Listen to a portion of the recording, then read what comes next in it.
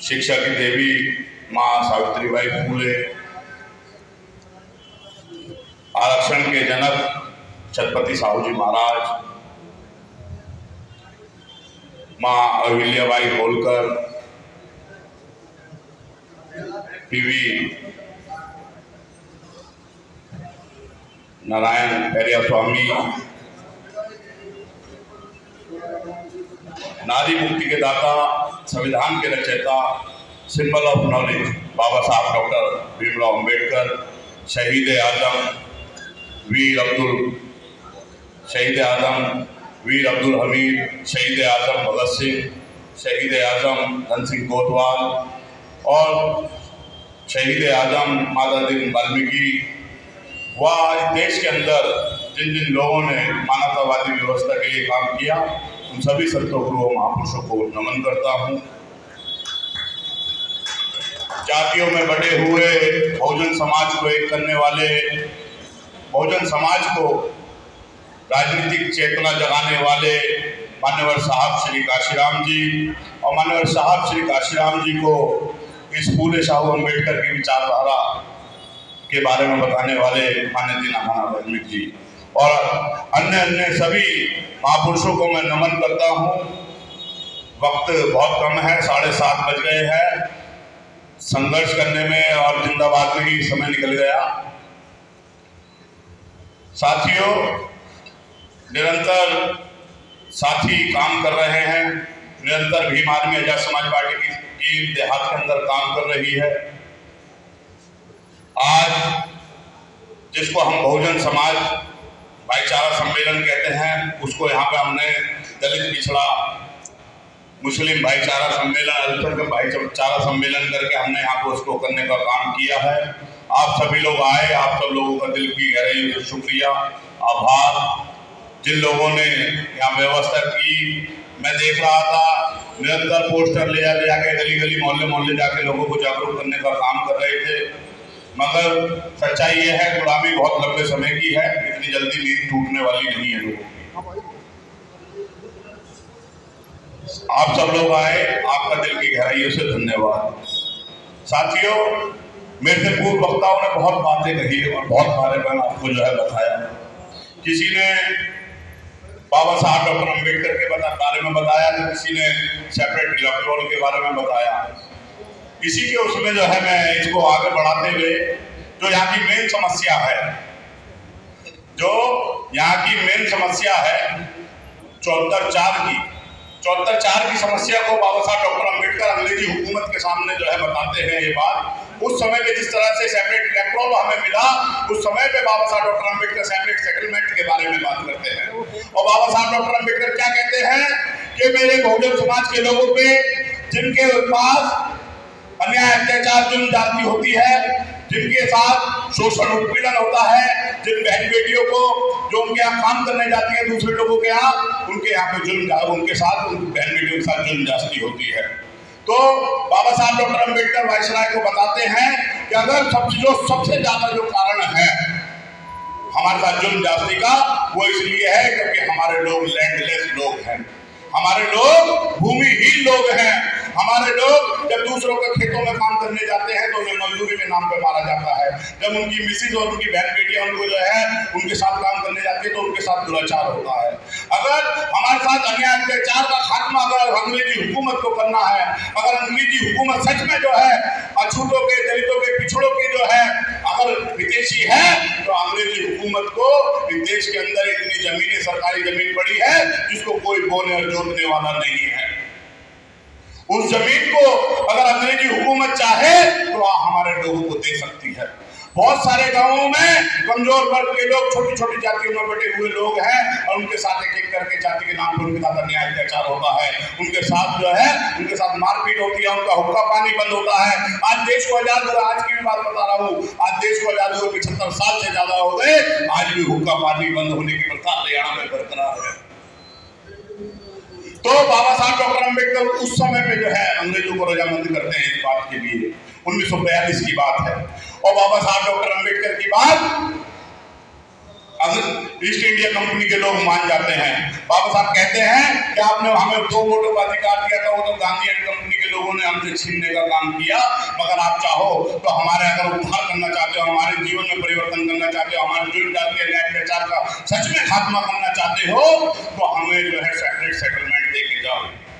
इस बात पे अंग्रेज रजामंद हो गए, मगर नेहरू एंड गांधी कंपनी के लोगों को ये बात पता लग गई और इन्होंने देश के अंदर जो लड़ाई थी उसको और तेजी देने का, तेजी करने का काम किया। अफसोस की बात ये रही कि अंग्रेजी हुकूमत को इस भारत देश को छोड़ के जाना पड़ा। सेकेंड वर्ल्ड वॉर का दौर हुआ। सेकेंड वर्ल्ड वॉर में ब्रिटिश हुकूमत को बहुत नुकसान हुआ और उनको समय से पहले जो है जाना पड़ गया। जो आज हमारे समाज के लोग आपको दिखाई देते हैं, दूसरों को खेतों में मजदूरी करते दिखाई देते हैं, वो आपको ऐसे नहीं, अगर वो काम हो जाता, सेपरेट हमारा सेटलमेंट हो जाता, तो हमारे हालात ये नहीं रहते।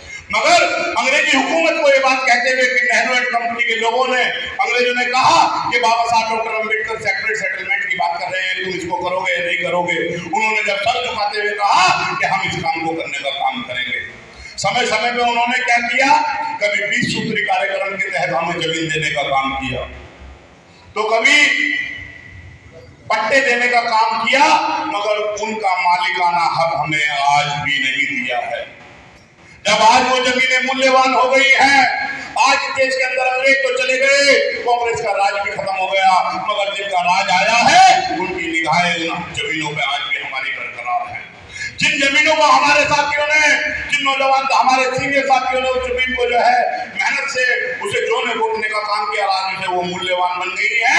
जो कल तक बंजर जमीनें थी आज वो करोड़ों रुपए की हो गई हैं, तो इनकी आंखों में वो छुपाई देती है कि SC ST OBC समाज के लोगों को अगर ये जमीनें मिल जाएंगी तो इनका परिवार मजबूत हो जाएगा।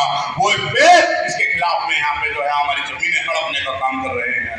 भीम आर्मी आजाद समाज पार्टी के लोगों ने DDA के जो है गेट को ताला लगाने का भी काम किया है। ये छोटी बहन जो बोल रही थी, इसी ने ताला लगाने का काम किया और DDA का ये रहा कि बहुत सारी जगह पे जमीनें रुक गई है।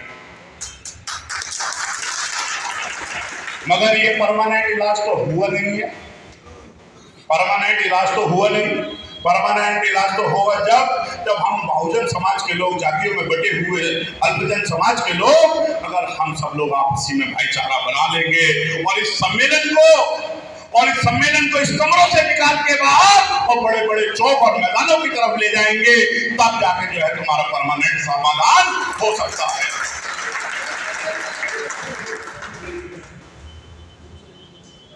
समस्या अनेक है और समाधान सिर्फ और सिर्फ एक है।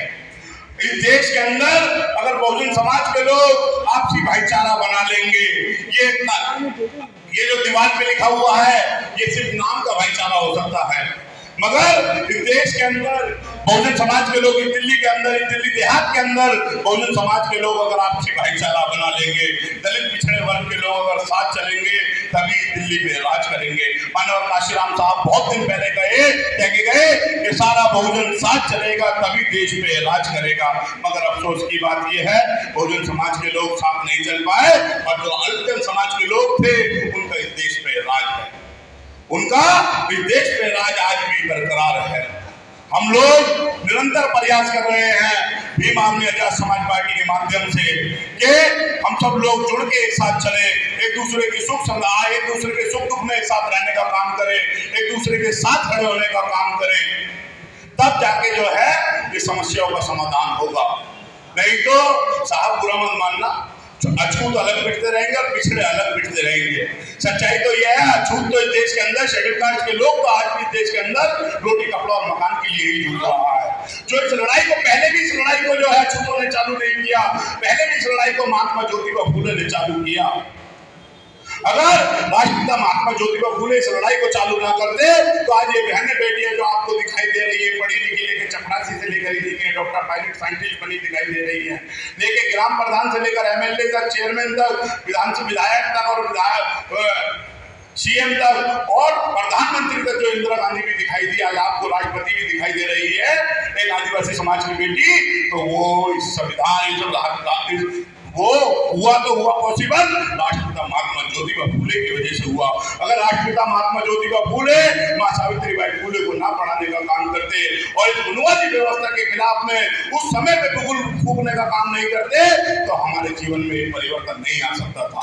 आज जो शेड्यूल कास्ट और बैकवर्ड के लोग जो आज आपको आरक्षण की बदौलत नौकरियों का अधिकारी कर्मचारी बने दिखाई देते हैं, अगर छत्रपति साहू जी महाराज 3 जिलों के राज्य जिसको जो है कोल्हापुर राज्य में अपनी रियासत में अगर वो आरक्षण 50% आरक्षण देने का काम ना करते तो आज ये हजारों जो अधिकारी कर्मचारी लेके कांस्टेबल तक और चीफ सेक्रेटरी तक हमारे लोग पहुंचे हुए हैं, ये लोग कहीं आपको नहीं दिखाई देते।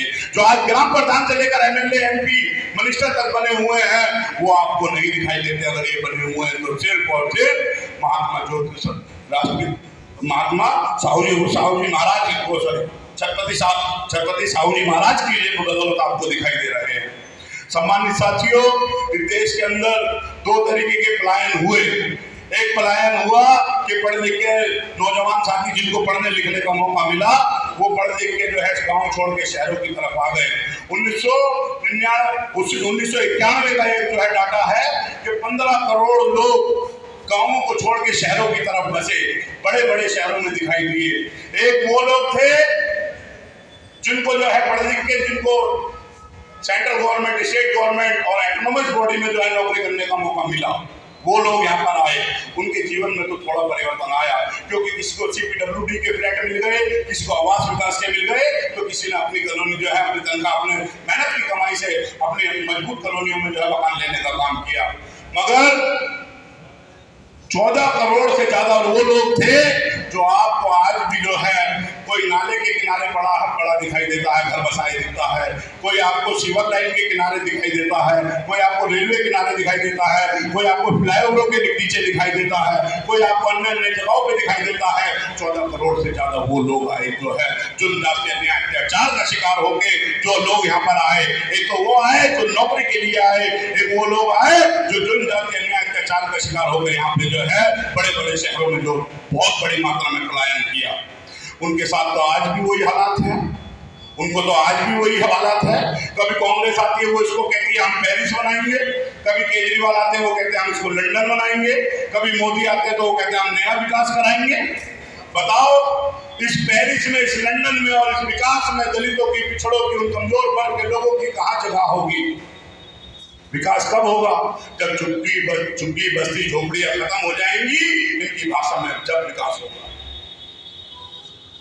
जब ही लंदन और जब ही पेरिस बनेगा जब दिल्ली को झुग्गी मुक्त बना देंगे। चुनाव के नाम पे वोट तो ये हमारे लोगों से जहाँ झुग्गी वहाँ पक्का मकान के नाम पे लेते हैं, मगर चुनाव के बाद में अपना एजेंडा जो एजेंडा है, चाहे वो भारतीय जनता पार्टी हो, चाहे वो कांग्रेस हो, चाहे वो आम आदमी पार्टी, चाहे जिनका 10 सालों तक इस प्रदेश में राज रहा, चाहे वो लोग हो, उन लोगों ने कभी हमारी बात नहीं की। बात तो जो है कमजोर की बात करते हैं। जो पार्टी आती है पचमिया के वाल्मीकि मंदिर से झाड़ू उठा के जो है उठा के दिखाने का काम करती है, हम सफाई कर्मी वर्ग के लोगों के साथ है। मगर सच्चाई तो ये भी है कि देश में इतने लंबा समय हो गया, एक कैंसर से ज्यादा इसीलिए ठेकेदारी प्रथा को खात्मा नहीं कर पाए। वो हिंदू की सरकार जिसको हमारे लोगों ने वोट जो है कभी झाड़ू के नाम पे वोट दिया तो कभी भारतीय जनता पार्टी को राम के नाम पर जो है अन्य दलों के नाम पे अन्य नामों के नाम पे वोट दिया। वो हिंदू की सरकार भी हमारी जो है वो बात नहीं मान पाई। आज प्रदेश में भी उनकी सरकार है, निगम में भी उनकी सरकार है और केंद्र में भी उनकी सरकार है। आज जो है आज भी हमारे लोग जानवरों से ज्यादा बदतर जिंदगी जीने का काम कर रहे हैं। 2-4-5 लोग जो है जरूर साधन संपन्न हो गए होंगे, एक दूसरे से ऊपर नीचे कर बुरा के बात को 2-4-5 लोग बाबा साहब डॉक्टर अम्बेडकर के अनुकंपा से अधिकारी कर्मचारी बन गए होंगे, मगर समाज तो आज भी वही का वही खड़ा है। बहन बेटियां तो आज भी जो है उसी हालात में है। क्या मैं गलत बोल रहा हूँ? सच्चाई तो ये भी है जितनी तनख्वाह हमारे लोगों को मिलती है 4th क्लास के कर्मचारियों को, उतनी तनख्वाहों में तो अच्छे जो अच्छा जानवर नहीं पल सकता, चाहे वो भैंस हो चाहे वो कुत्ता हो। मगर अफसोस की बात यह है कि हमें अपना पूरा परिवार यापन जो है करना पड़ता है। 13-14 हजार उनके मुर्दे भी गाँव में हैं और हमारे जिंदे भी जो है गजों में है। रिसेटलमेंट के नाम पे हमको कितना दिया गया? कहीं 22 गज दे दिया गया तो कहीं 25 गज दे दिया गया तो कहीं 22.5 गज 12.5 गज दिया गया। ऐसे ही हुआ चुगिया का, ऐसा ही हुआ। और उनके मुर्दे जो है राजघाट पे चले जाओ, बीघा पे बीघा जमीन उनको जो है मुर्दे भी बीघाओं में पड़े हैं, और हमारे जिंदा लोग भी जो है जीवन यापन करने के लिए गजों में। कितनी शर्म की बात है।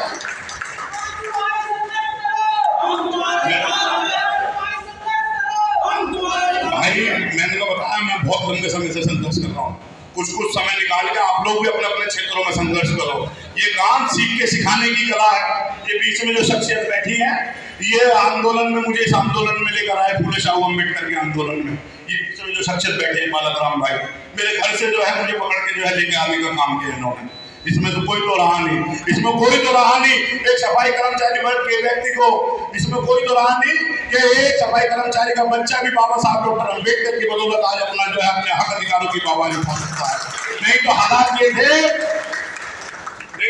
ये थे साहब, जब इस देश के अंदर संविधान लागू नहीं हुआ था, कसाई का बच्चा कसाई बनता था, जूते सिलने वाले का बच्चा जूते सिलने वाला बनता था, झाड़ू मारने वाले का झाड़ू मारने वाला बनता था, किसान का बच्चा किसान बनता था, समझे, बढ़ई का बच्चा बढ़ई बनता था, यही था। मगर संविधान जब लागू हुआ तो क्या हुआ? संविधान लागू हुआ तो सफाई कर्मचारी का बच्चा नेता भी बन सकता है, और जूते सिलने वाले का बच्चा IAS IPS भी बन सकता है, किसान का बच्चा फौज में भी जा सकता है, और जो कसाई है, चाहे वो खटीक हो चाहे कुरैशी हो, उसका बच्चा PhD करके जो है डॉक्टर भी बन सकता है। ये भारतीय संविधान की जो है ताकत हुई।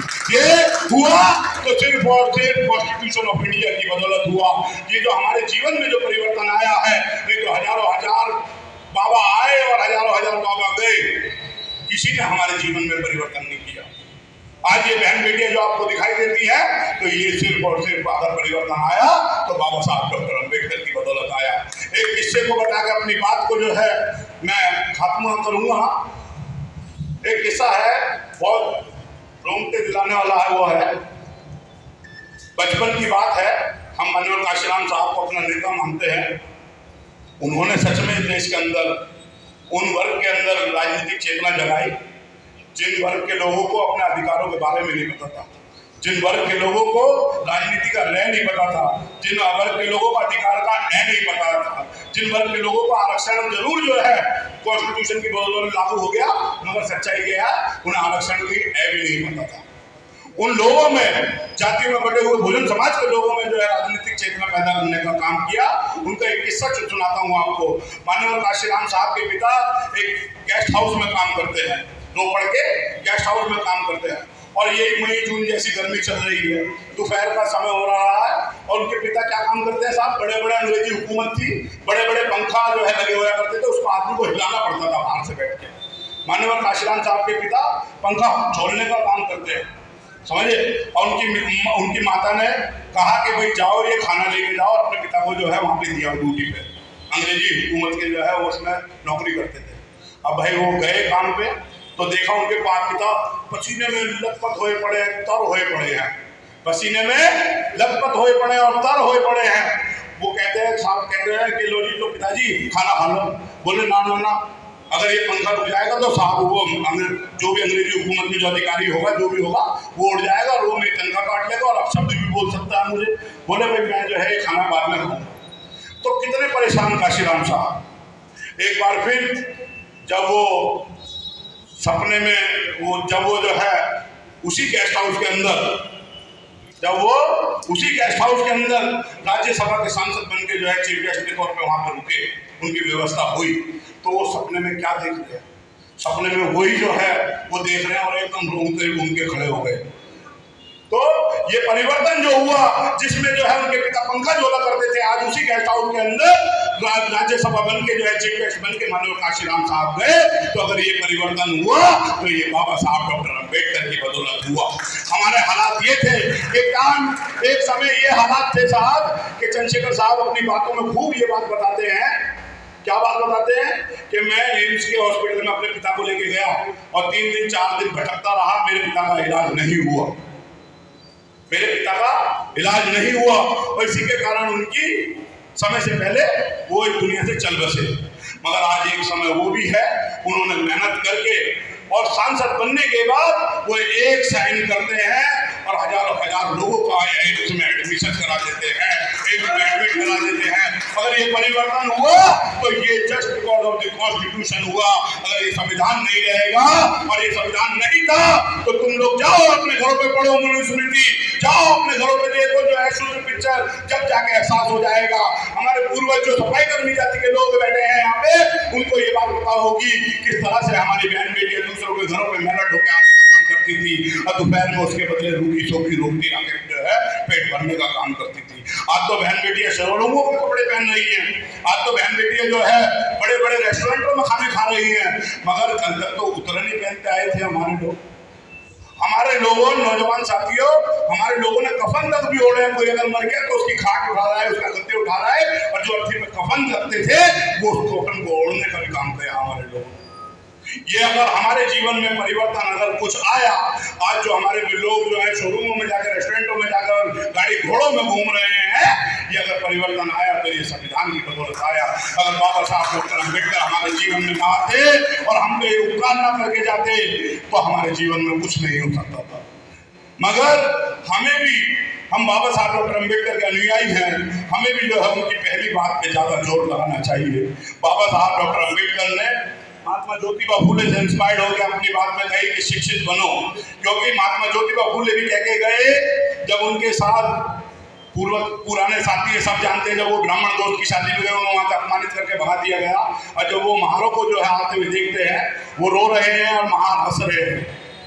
महार पूछते हैं, भाई तुम अच्छे कपड़े पहन रखे हैं, तुम रो क्यों रहे हो, तुम रो क्यों रहे हो? तो बाबा साहब राष्ट्रपिता महात्मा ज्योतिबा फूले बताते हैं कि मैं अपने दोस्त की शादी में गया था, वहां से उन्होंने मुझे भगा दिया।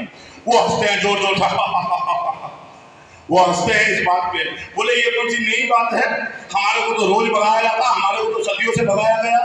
तब महात्मा ज्योतिबा फूले ये कहते हैं कि इनमें और उनमें ये फर्क है कि मैं अपने अपमान को समझता हूँ, और ये अपने साथ जो इनके साथ सदियों से अपमान होता आ रहा है, ये इस अपने अपमान को नहीं समझते। इनमें और मुझमें ये फर्क है कि मैं शिक्षित हूँ और इनके लिए शिक्षा के दरवाजे हजारों सालों से बंद किए गए हैं।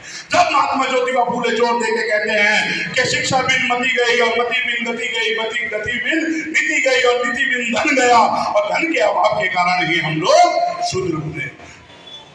इसी बात को बाबा साहब डॉक्टर अम्बेडकर ने आगे बात को बढ़ाते हुए सबसे पहले अपनी बात में कहा कि शिक्षित बनो, संगठित रहो और संघर्ष करो।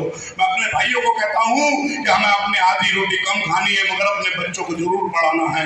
हमारे घर में बर्तन ना हो, हम हथेली पे रख के रोटी खाएं, अपने बच्चों को जरूर पढ़ाएं। हमारे बच्चे के पैरों में चप्पल ना हो, मगर उसके कंधे पे बस्ता होना चाहिए, क्योंकि उन्नति के रास्ते जो निकलते हैं वो मंदिरों से नहीं, वो स्कूलों से निकलते हैं, वो स्कूलों से निकलते हैं। जो हमारे अधिकारों पे फैसले होते हैं वो स्कूलों, वो मंदिरों में नहीं, वो विधानसभाओं में और पार्लियामेंट में होते हैं। आप लोग भी अगर जो है इस बात में रजामंद हो जाएंगे, आप लोग भी जो है महापुरुषों की चाहत को पूरा करने के लिए दिन रात काम करेंगे, तो हमारी समस्याओं का समाधान हो जाएगा। ये निगम के साथी बैठे हैं, देखो कितना वो है, सरकारों ने ठेकेदारी प्रथा लाए, ठेकेदारी प्रथा लाकर अपने रिश्तेदारों को, अपने जो मिलने वाले उनको ठेकेदारी पे नौकरी दिलवाई। इनको 12-12 हजार रुपए दे रहे हैं, आगे से 25-25 हजार रुपए ले रहे हैं। कितना बड़ा घनघोर जो है अपराध है देश की राजधानी दिल्ली जैसे क्षेत्र के अंदर भी, जो इनको ESI-PF तक भी जो है देने का काम नहीं कर रहे। इनकी जो मूलभूत समस्याएं हैं, जो मूलभूत परेशानियां हैं, उसके लिए भी नहीं बोल रहे हैं, उसके लिए भी कुछ नहीं कहते। ऐसे ही नकारा हमारे नेता हैं, चाहे वो रिजर्व सीट से एक मेंबर ऑफ पार्लियामेंट हो, चाहे जिनकी पिछली बार की सत्ता रही 12 MLA हो, वो सारे के सारे लोग अपने हक अधिकार, अपने लोगों के अधिकारों की बात नहीं करते। वो क्यों नहीं करते? उनका और हमारा सिर्फ और सिर्फ वोटों का रिश्ता है। आज ये कोई चुनावी सभा नहीं है साहब।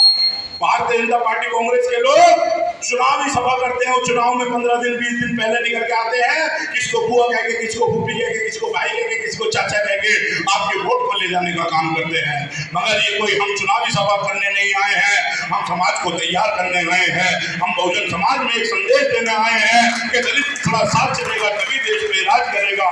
मगर अफसोस की बात यह है कि दलित पिछड़ों का राज नहीं है, क्योंकि साथ नहीं है तो राज भी नहीं है। अगर हमें राज कायम करना है तो हमें साथ चलना होगा, और साथ चलने के लिए कुछ संघर्ष करना होगा। क्योंकि गुरु गोविंद जी ने भी कहा कि कोई किसी को राज न दीजो, जो लीजो निजबल से लीजो।